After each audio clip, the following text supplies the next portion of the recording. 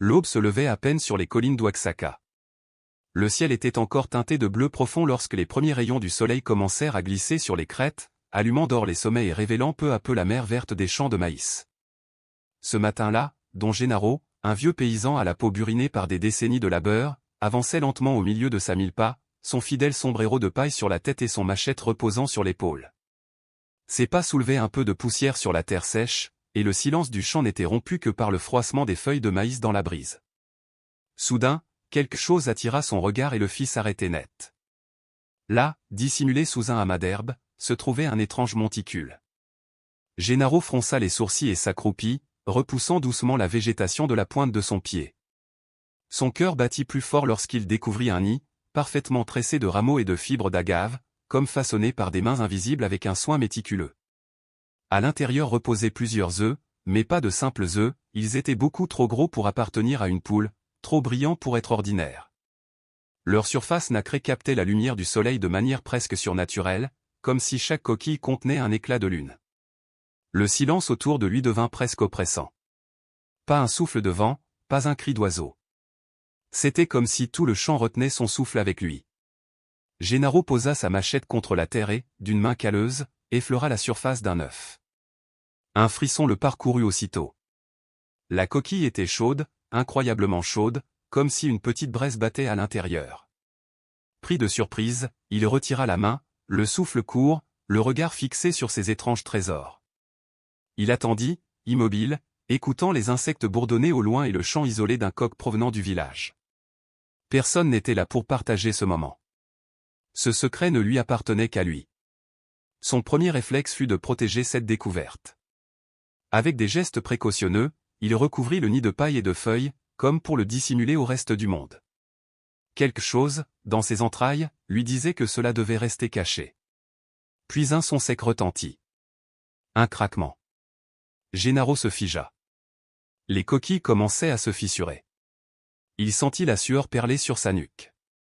Était-il témoin de la naissance d'une créature inconnue? Le temps sembla se dilater. L'homme resta accroupi, fasciné, incapable de détourner les yeux. Pour comprendre ce moment, il faut connaître la vie de Don Gennaro. Il vivait seul dans une petite maison d'adobe au toit de tôle rouillée, quelque part au bout d'un chemin de terre oublié, entouré de champs que les montagnes semblaient garder comme de vieux géants silencieux. La maison tenait debout plus par obstination que par solidité, mais pour Gennaro, elle valait un palais. Chaque matin, avant même que le soleil ne se lève, il était déjà debout, ajustant son sombrero usé et prenant son machette comme un soldat prenant son fusil avant la bataille quotidienne. Pour lui, la pauvreté n'était pas une condamnation, mais une épreuve à surmonter, une manière de prouver sa résistance. Ses vêtements étaient élimés, ses sandales souvent trouées, mais il marchait toujours la tête haute, porteur de la dignité de tous les paysans oubliés par le temps et les autorités. Ses matins commençaient par l'allumage du vieux foyer de pierre. Il déposait un comal noirci par les années et réchauffait les tortillas de la veille. Parfois il avait un peu de haricots, d'autres fois seulement du sel et un piment, mais jamais il ne manquait sa tasse de café léger, sucré d'un morceau de piloncillo quand la chance le voulait. Dans un coin de la cuisine pendait le portrait délavé de Maria, sa femme défunte. Elle l'avait quitté bien des années plus tôt, emportée par une maladie qu'aucun médecin n'avait pu soigner faute d'argent. Depuis, le silence s'était installé dans la maison, épais et fidèle. Pourtant, Gennaro continuait de parler à voix basse lorsqu'il mangeait, comme pour tenir compagnie à son propre cœur. Chaque geste semblait dédié à la mémoire de Maria, mettre la table, balayer le sol, ou simplement jeter un dernier regard au portrait avant de partir au champ. Sa petite parcelle produisait maïs, haricots et courges, cultivés selon les méthodes transmises par son père et son grand-père. Un vieux âne nommé Manchado l'accompagnait chaque jour, avançant à ses côtés dans les sillons. L'animal, maigre et fatigué, paraissait comprendre chaque mot que son maître lui adressait. Ensemble, ils menaient une bataille silencieuse contre la sécheresse, la pauvreté et l'oubli. Dans le village, tout le monde connaissait Don Gennaro. On le respectait pour sa parole donnée et son honnêteté. Même avec presque rien, il trouvait toujours le moyen de partager un peu de maïs ou d'eau avec un voisin dans le besoin. Les enfants le saluaient avec un mélange de timidité et d'admiration, et les anciens le considéraient comme l'un des derniers gardiens de la dignité paysanne. Pourtant, la vie n'était pas facile. Les prix du maïs s'effondraient d'année en année, les intermédiaires exploitaient les petits producteurs et la pluie devenait de plus en plus imprévisible. Beaucoup avaient vendu leurs terres pour presque rien, préférant tenter leur chance dans les villes ou au nord, là où l'on disait que l'argent coulait plus facilement. Mais jamais Gennaro n'avait envisagé de partir. Pour lui, la terre n'était pas à vendre. Elle était un héritage sacré, un lien vivant avec ses ancêtres. Même lorsque son ventre criait famine, même lorsqu'il se couchait sans savoir comment il survivrait au mois suivant, jamais il ne pensa à abandonner. Il pouvait être pauvre, mais il restait maître de ce petit coin de monde qui était le sien. Ce jour-là, rien ne semblait différent. L'air était frais, chargé de rosée, et le chant des oiseaux se mêlait à l'odeur de la terre mouillée. Gennaro avançait lentement entre les rangs de maïs, arrachant les mauvaises herbes de ses mains rugueuses et effleurant les tiges comme on touche une peau aimée. Puis il vit ce morceau de terre remuer, et tout changea. Son souffle se coupa lorsqu'il comprit que les coquilles se fissuraient. Il se sentit à la fois terrifié et fasciné. Était-ce un présage? Une bénédiction? Ou un danger que les montagnes elles-mêmes avaient tenté de dissimuler? Un bruit sec, un autre, puis un éclat de coquille se détacha. Gennaro n'osa plus bouger. Ses mains tremblaient légèrement. Le monde entier semblait suspendu à ce moment précis. Le soleil avait gagné le ciel, baignant la scène d'une lumière dorée presque sacrée. Et dans cette lumière, les œufs vibraient, comme s'ils respiraient. Quelque chose allait naître. Et Gennaro savait, au plus profond de son être, que sa vie ne serait plus jamais la même. Le vallon entier semblait retenir son souffle pour laisser Don Gennaro découvrir ce secret. Dans sa poitrine, une étrange alchimie naissait, un mélange de crainte et de tendresse qui lui serrait la gorge. Un pressentiment lui murmurait que ce mystère ne devait pas être abandonné. Il connaissait trop bien les gens de son village, là-bas, les superstitions fleurissaient, et tout ce qui sortait de l'ordinaire était perçu comme un mauvais présage. Si quelqu'un d'autre découvrait ces œufs, il les écraserait sans pitié, convaincu qu'ils apportaient le malheur. Gennaro, lui, ressentait une responsabilité qu'il ne parvenait pas à expliquer, comme si la terre elle-même les lui avait confiés. Avec des gestes rapides, il ramassa de la paille et des brindilles et recouvrit le nid avec un soin presque religieux, s'assurant qu'il disparaisse aux yeux indiscrets. Ce secret lui appartenait désormais. Il décida de ne rien dire, ni à ses voisins, ni aux hommes du village. Il se moquerait de lui ou, pire encore, viendrait lui arracher ce trésor fragile. Ce jour-là, sans l'avoir voulu, Don Gennaro devint le gardien d'un mystère. Même lorsqu'il reprit sa routine, ses pensées ne parvenaient pas à s'en détacher. Il tenta de se concentrer sur le désherbage de la milpa, sur les poules à nourrir, sur l'eau à donner à son vieux bourricot tacheté. Mais, toutes les quelques minutes, son regard revenait se poser sur le coin de champ où reposait le nid. Quand le soleil atteignit le zénith, il écarta de nouveau la paille pour s'assurer que les œufs étaient toujours là. Il fit de même au crépuscule, puis encore à la tombée de la nuit, comme si cette vigilance lui apportait une paix étrange. Il se souvint alors des paroles de son défunt père, le paysan ne doit pas seulement protéger ce qu'il sème, il doit veiller sur tout ce que la terre lui confie, car la nature met toujours le cœur de l'homme à l'épreuve. Ce soir-là, Gennaro fit un serment silencieux, quoi qu'il advienne, il protégerait ce qui reposait dans ce nid, même sans savoir quelle créature en sortirait. Les jours passèrent, et le lien qui l'unissait à ses œufs devint plus fort. Ce n'étaient plus de simples coquilles blanches, c'étaient de petites vies, suspendues entre l'ombre et la lumière, qui dépendaient entièrement de lui. Un attachement étrange s'était installé dans son cœur, comme si le destin les avait placés dans ses mains pour une raison qu'il ne comprenait pas encore. Un matin, pourtant, quelque chose changea.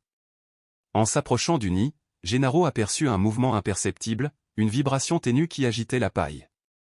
Le souffle court, il s'agenouilla et colla son oreille tout près. Il aurait juré entendre un craquement humide venu de l'intérieur des coquilles. Son cœur se mit à battre plus fort. Il resta là, figé, tandis que les premières fissures zébraient la surface brillante des œufs. Un frisson le parcourut des pieds à la tête. Ce qui allait naître allait bouleverser son existence. Même sans savoir encore quelle créature sommeillait à l'intérieur, il pressentait que ce n'était pas un simple événement, mais le début d'une épreuve plus vaste, de quelque chose qui mettrait à l'épreuve son courage et sa solitude. L'aube se déployait sur les montagnes, enveloppant la vallée d'une lueur dorée, quand Don Gennaro revint au coin secret de la milpa. L'air du matin paraissait plus dense, chargé d'une attente mystérieuse. Avec des mains fermes, il écarta la paille et retint son souffle, les coquilles se fissuraient de toutes parts. Celles qui semblaient autrefois solides vibraient désormais, comme traversées par un pouls vivant. Chaque craquement résonnait dans sa poitrine comme un battement d'espoir. Gennaro se tenait immobile, l'ombre de son corps couvrant le nid, témoin d'un miracle que personne d'autre ne verrait. En lui s'affrontaient deux forces, la curiosité qui l'incitait à rester et la peur qui lui murmurait de fuir. Mais il demeura sur place, comme cloué au sol, conscient que toute sa vie l'avait préparé à ce moment. Puis la première coquille céda dans un bruit mouillé. Une minuscule créature, couverte de plumes humides, apparut. Son regard brillait d'un éclat étrange, presque surnaturel.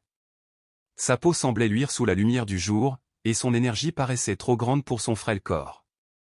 Gennaro, le sombrero incliné sur le front, se pencha, partagé entre émerveillement et inquiétude. Bientôt une deuxième, puis une troisième créature émergèrent, toutes semblables, toutes aussi énigmatiques.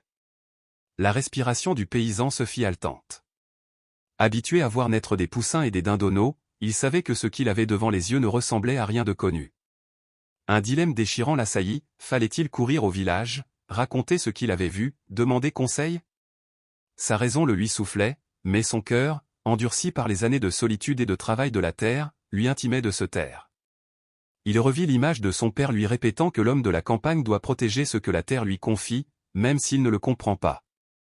Il se rappela aussi les commérages des voisins, leurs peurs ancestrales qui transformaient toute étrangeté en malédiction. S'il découvrait ces créatures, il les tuerait. Cette idée le remplit d'une colère muette, d'une fureur protectrice. Alors il prit sa décision, il ne dirait rien à personne. Dès lors, ce qui était né devenait son fardeau et sa mission. Sa vie changea ce jour-là, il prépara un petit recoin dans sa cabane, y déposa de la paille propre, un récipient d'eau, et ramena les créatures sous la protection de son vieux sarape. Pendant qu'il s'affairait, l'image de Maria, sa défunte épouse, traversa son esprit.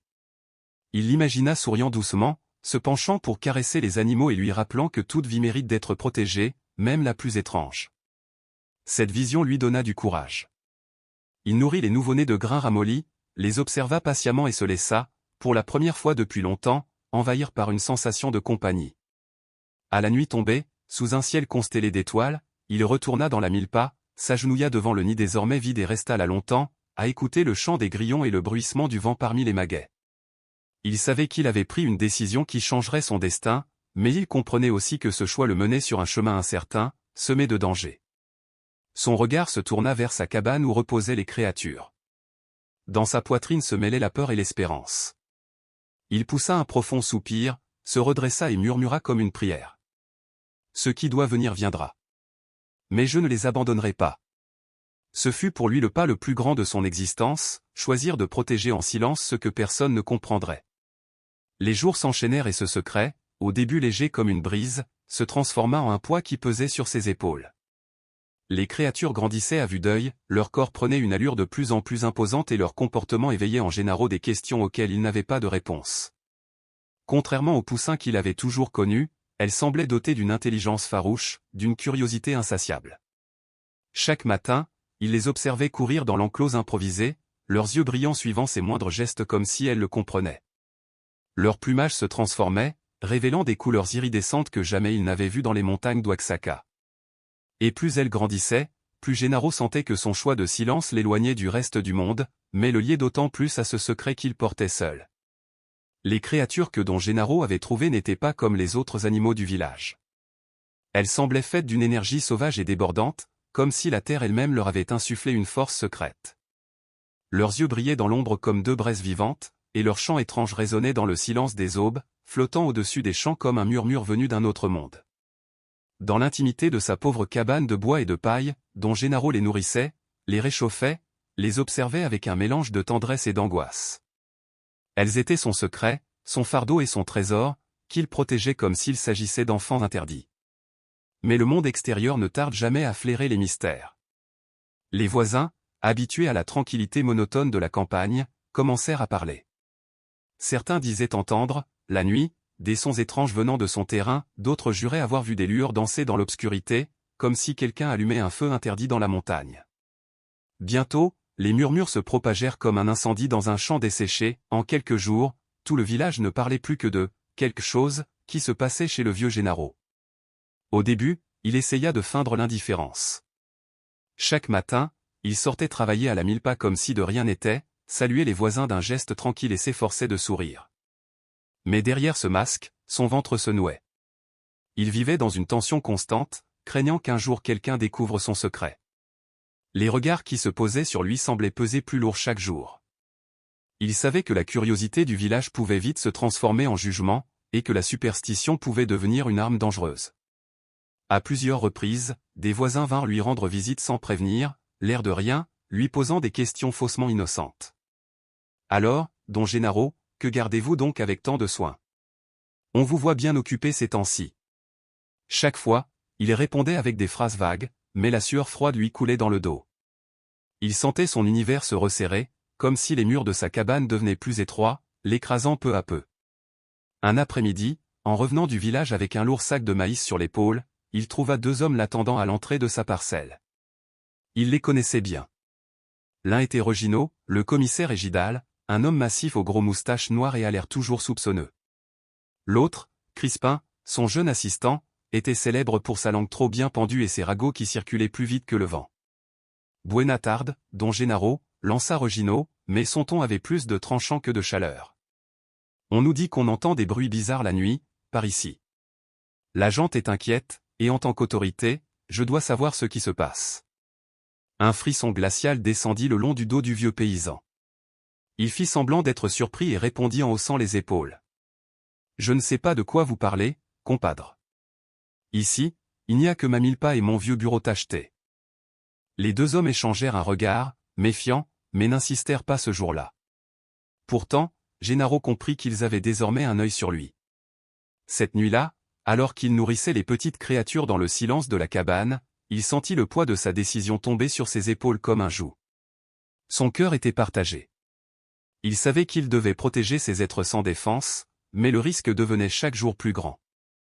Il se souvint d'un vieux dicton de son père, dans le campo, les secrets ne durent jamais, les murs d'adobe ont des oreilles et les collines répètent ce qu'elles entendent. Cette pensée le fit frissonner. Oui, tôt ou tard, la vérité éclaterait, et ce jour-là il devrait affronter non seulement les voisins, mais aussi les autorités, toujours prêtes à écraser le plus humble pour préserver l'ordre. Pendant un instant, il se demanda s'il avait eu tort de les garder avec lui. Mais chaque fois qu'il croisait leurs yeux brillants, quelque chose en lui se raffermissait. Il retrouvait le courage de continuer. Les rumeurs finirent par aller plus loin. Un matin, à l'épicerie du village, alors qu'il achetait un peu de piloncillo, il surprit la conversation de deux hommes. « Moi je te dis qu'il a quelque chose là-bas, peut-être un animal dangereux. Faudrait prévenir les soldats. Il passe parfois dans la région. Si Gennaro élève une bête qui peut nuire à tout le monde, c'est notre devoir de nous protéger. » Ces paroles frappèrent Gennaro comme un coup de machette. Si les militaires venaient, il n'aurait aucune chance de cacher la vérité. Il rentra chez lui d'un pas lourd, le cœur serré par la peur. Cet après-midi-là, il s'assit auprès des petites créatures, les caressa longuement, et sentit qu'un nouveau chapitre commençait. Désormais, le problème n'était plus seulement son dilemme intérieur, mais la pression d'un village entier et l'ombre de l'autorité, prête à lui arracher ce qu'il avait de plus précieux, la liberté de décider de son propre destin. Les jours qui suivirent furent plus sombres encore. Chaque matin, Gennaro se sentait plus épuisé, non pas par les travaux de la milpa, mais par le fardeau de ce secret qui brûlait dans sa poitrine. La nuit, il dormait à peine. Chaque bruit le réveillait en sursaut, il croyait entendre des pas dans la cour, des voix chuchotant près de la clôture. Alors il se levait, allumait la lampe à pétrole et vérifiait le coin où reposaient les créatures. Elles étaient là, roulées contre la paille, le fixant de leurs yeux lumineux, confiant en lui. Cette confiance le touchait au plus profond de l'âme. Pour la première fois depuis des années, il avait l'impression d'être utile, nécessaire. Mais en même temps, ce regard l'écrasait, il ne pouvait pas les abandonner. Au village, la situation devenait presque insupportable. Les femmes chuchotaient sur son passage, les enfants le regardaient avec un mélange de curiosité et de peur, et même les anciens qu'il avait toujours salués avec respect détournaient parfois le regard, comme s'il lui parlait porter malheur. Un soir, alors qu'il revenait du puits, il entendit deux hommes dire. Le vieux Gennaro n'a plus toute sa tête. Il élève des choses pas nettes là-bas. Un autre ajouta. C'est sûrement l'œuvre du démon. Ces mots lui transpercèrent la poitrine comme des épines. Il serra les dents, rentra chez lui sans un mot, la colère lui brûlant la gorge. Mais il savait qu'il ne pouvait rien dire. S'il révélait la vérité, les créatures seraient condamnées. Et ce silence l'étouffait de plus en plus, comme si chaque jour ajoutait une pierre à un fardeau déjà trop lourd. Bientôt, le silence se transforma en cauchemar. La nuit, il rêvait de soldats envahissant sa parcelle, torchés à la main, fusils braqués, et lui se jetant devant les créatures pour les protéger. D'autres nuits, il voyait les voisins furieux jeter des pierres sur sa cabane, l'accuser de sorcellerie, l'appeler maudit. Dans ses rêves, il finissait toujours seul, au milieu des ruines fumantes, regardant les yeux des créatures s'éteindre un à un. Il se réveillait trempé de sueur, le cœur battant comme un tambour, et restait assis longtemps sur son lit de paille, essayant de se convaincre que ce n'était que des songes. Mais au fond de lui, il savait que ce n'était pas si éloigné de la réalité. Peu à peu, le doute rongea son esprit. Avait-il fait le bon choix? Peut-être aurait-il dû les livrer dès le début, avant qu'elles grandissent, avant que tout le monde se mette à parler. Devant le petit miroir fendu accroché à un mur, il se voyait, un vieil homme, fatigué, la peau creusée par le soleil, marqué par les années de labeur et les blessures invisibles de la solitude. Parfois, il se disait qu'il avait peut-être perdu la raison, que la faim, la solitude et l'absence de sa femme l'avaient rendu fou, l'avaient poussé à s'accrocher à la première chose qui lui donnait un sens. Mais il suffisait qu'il les observe bouger leurs ailes maladroites, qu'il écoute leurs petits sons doux, pour que toute la brume de l'hésitation se dissipe. Alors il retrouvait cette conviction étrange, les protéger était son devoir, non pas un choix, mais un appel profond, un mandat de son cœur. Le ciel, lourd et menaçant, s'assombrissait en cette fin d'après-midi. Les nuages, d'un gris métallique, s'amoncelaient à l'horizon comme une armée silencieuse, annonçant une tempête imminente. Dans sa parcelle, dont Gennaro maniait sa houe avec l'habitude des hommes qui ont façonné la terre toute leur vie, quand un bruit inhabituel fit vibrer l'air, des pas cadencés, lourds, suivis de voix graves qui résonnaient sur le chemin de terre battue. Il leva la tête et son cœur se serra. Au loin, un groupe de soldats, silhouette droite et menaçante, avançait d'un pas décidé vers son humble rancho. Le sang de Don Gennaro se glaça. Ses pires cauchemars prenaient forme sous ses yeux. Il sentit ses jambes se dérober, son souffle devenir court, comme si l'air lui était soudain refusé. D'un geste brusque, il lâcha son outil et courut jusqu'à sa cabane, refermant la porte d'un coup sec. À l'intérieur, les créatures le fixaient de leurs yeux sombres et brillants, immobiles, comme si elles savaient qu'un danger approchait. Adossé au mur d'adobe, le cœur battant comme un tambour de guerre, Gennaro sentit la peur l'envahir. Était-ce la fin? Son secret, jalousement gardé pendant tant de nuits d'angoisse, allait-il être révélé? Pour la première fois depuis le jour où il avait découvert le nid, le doute le rongea jusqu'à la moelle. Avait-il protégé une bénédiction ou attiré sur lui une malédiction? Chaque pas qui se rapprochait résonnait comme une sentence. Les bottes des militaires écrasaient la poussière sèche, et chaque craquement semblait frapper directement son cœur. Il s'approcha de la petite fenêtre et vit les soldats qui avançaient avec détermination, menés par le commissaire Regino, dont le sourire satisfait trahissait l'assurance d'un homme qui s'apprête à révéler un scandale. La gorge nouée, Gennaro sentit les murs de sa cabane se resserrer autour de lui comme une prison. Il se retourna lentement. Les créatures le regardaient toujours, confiantes, comme si elles savaient qu'il était leur unique rempart contre le monde extérieur. Dans ce silence étouffant, quelque chose se brisa en lui, la peur céda la place à une résolution froide. Non, il ne les abandonnerait pas. S'ils devaient tomber, il tomberait en les défendant. Alors, avec une lenteur solennelle, il attrapa son vieux machette. Pas comme une arme, mais comme le symbole de la dignité d'un homme prêt à se tenir debout. Il avança vers la porte et l'ouvrit d'un geste brusque, faisant face aux soldats qui venaient de pénétrer dans la cour, soulevant un nuage de poussière. « Me voici », lança-t-il d'une voix grave. « Que cherchez-vous dans la maison d'un pauvre ?» Un soldat, la main sur son fusil, ordonna d'ouvrir complètement. Regino prit la parole avec un ton accusateur. « Dans le village, on dit que vous cachez quelque chose d'étrange. Quelque chose de potentiellement dangereux. Nous devons inspecter votre cabane pour le bien de tous. » Gennaro serra les mâchoires. Inutile de discuter, les rumeurs du village avaient déjà rendu leur verdict. Sans un mot, il se poussa pour leur laisser le passage. À l'intérieur, chaque seconde semblait peser une éternité. Son cœur battait si fort qu'il en avait mal. Les hommes fouillèrent chaque recoin, soulevant les couvertures, déplaçant les outils, inspectant les moindres fissures. Puis vint le moment qu'ils redoutaient, l'un d'eux écarta la paille du coin de la pièce et les vit. Les petites créatures, maintenant plus grandes, agitèrent leurs ailes d'un plumage magnifique. Leurs plumes reflétaient la lumière avec des éclats métalliques, comme si elles portaient un morceau de ciel sur leur dos. Les soldats se figèrent, surpris, presque fascinés. Regino fronça les sourcils, prêt à accuser Gennaro de sorcellerie ou de folie. Mais avant qu'il ne dise quoi que ce soit, l'un des officiers, un homme au visage marqué d'une cicatrice, s'agenouilla pour mieux voir. Son expression se transforma. « Ce n'est pas possible, murmura-t-il. » Un silence impressionnant tomba sur la pièce. Tous attendaient son verdict. Allait-il ordonner leur capture? Leur destruction? L'officier se releva et posa son regard sur Don Gennaro, mais cette fois sans dureté. Ces oiseaux sont rares, oui, mais pas dangereux. Au contraire. Ils appartiennent à une espèce presque disparue de ces montagnes. J'en avais entendu parler, il y a des années, lorsque des naturalistes étaient venus les chercher. Vous les avez préservés. Regino tenta de se moquer. Et si c'était pour une sorcellerie? Ce n'est pas normal de cacher de telles bêtes.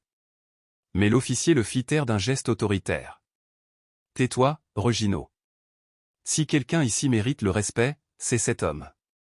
Là où d'autres auraient détruit ce qu'il ne comprenait pas, lui a eu le courage de protéger la vie. À ces mots, Don Gennaro sentit un poids énorme quitter ses épaules. Ses peurs, ses nuits sans sommeil, ses doutes les plus sombres s'évaporèrent.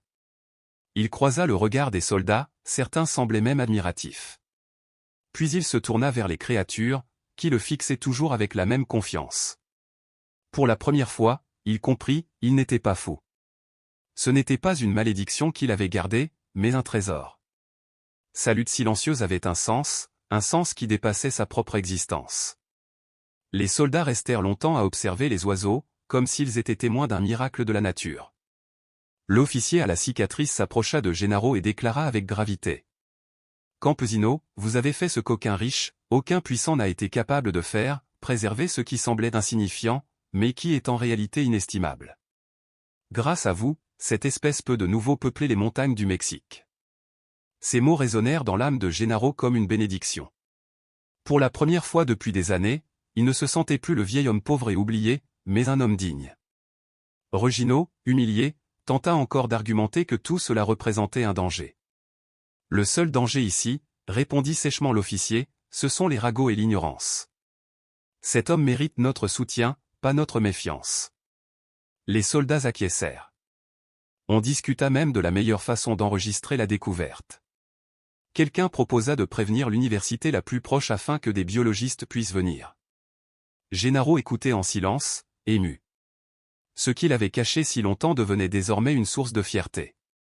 Quelques jours plus tard, des spécialistes arrivèrent sur sa parcelle, des hommes et des femmes avec des chapeaux à large bord, des carnets, des caméras. Ils s'approchèrent avec une excitation palpable. Lorsqu'ils virent les créatures, ils échangèrent des regards émerveillés, comme si un rêve lointain se réalisait sous leurs yeux. « Vous avez sauvé une espèce !» s'exclamèrent-ils. « Sans vous, peut-être ne les aurions-nous jamais revues vivantes. » Gennaro, les joues rouges, baissa la tête avec modestie. « Je n'ai fait que garder ce que la terre avait mis sur mon chemin, » répondit-il simplement. Ces paroles impressionnèrent les chercheurs, qui le félicitèrent encore et encore. Bientôt, la nouvelle franchit les limites du village. Les journaux publièrent l'histoire de ce paysan qui, par pure bonté, avait protégé une espèce en danger d'extinction. Les radios en parlèrent, les gens vinrent de loin pour le rencontrer. L'homme qui avait vécu dans l'ombre et la peur découvrait enfin la lumière, il n'était plus le vieil excentrique du village, mais le gardien d'un miracle. Et chaque fois qu'il voyait ses protégés courir et battre des ailes sous le soleil, il savait que son combat avait valu la peine. Les journalistes arrivèrent un matin, leurs caméras brillantes captant la lumière dorée du soleil naissant. Ils avaient parcouru des kilomètres depuis la ville pour voir de près à quoi ressemblait l'homme dont tout le pays parlait. Don Gennaro, le vieux paysan de Oaxaca, ne se laissa pas éblouir par cette soudaine célébrité. Sa peau tannée par le soleil, son regard sérénot, semblait dire qu'il n'avait rien à prouver. Mais dans le silence de son cœur, il ressentait une gratitude immense, un soulagement qui le faisait respirer plus profondément. Après tant d'années de solitude et de méfiance, la vie lui rendait enfin justice. Il n'était plus ce pauvre campesino dont les voisins se méfiaient et qu'ils observaient de loin avec des murmures pleins de soupçons. Désormais, il était l'homme qui avait protégé la vie, le gardien de l'impossible.